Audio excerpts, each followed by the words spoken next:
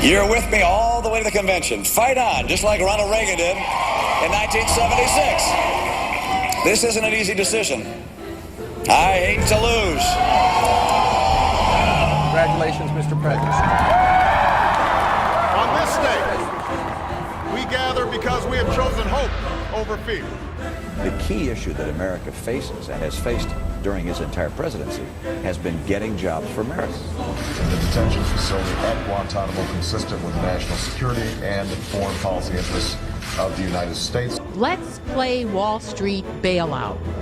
The collapse of these companies would have been devastating for countless Americans. Instead of focusing on that from day one and meeting with top business leaders and small business leaders and economists and saying, what do we do to actually create jobs? He used all of his time and political capital to campaign on Capitol Hill and around the country for his health care takeover.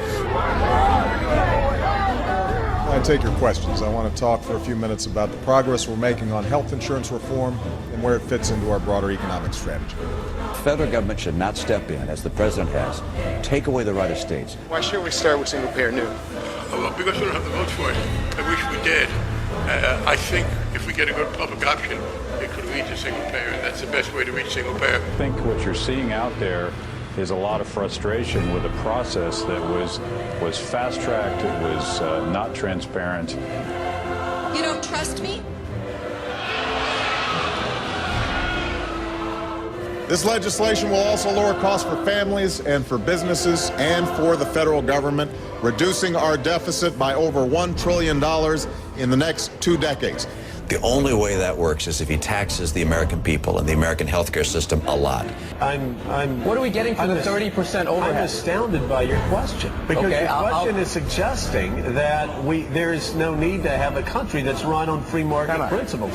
Massachusetts has the highest per capita healthcare costs in the union, in the nation. And it did before the bill was passed, too. Taxpayer watchdogs say it's affordable. There is this widespread assumption that is now treated as fact that it's breaking the bank in Massachusetts. And is it? It's not breaking the bank at all. It's not even costing much at all relative to what we were spending 4 years ago. And healthcare experts say it's popular. 7 in 10 people in the state support the program, and no more than 1 in 10 would repeal it. It's almost 2 to 1 now. The government's spending more money than it's bringing in.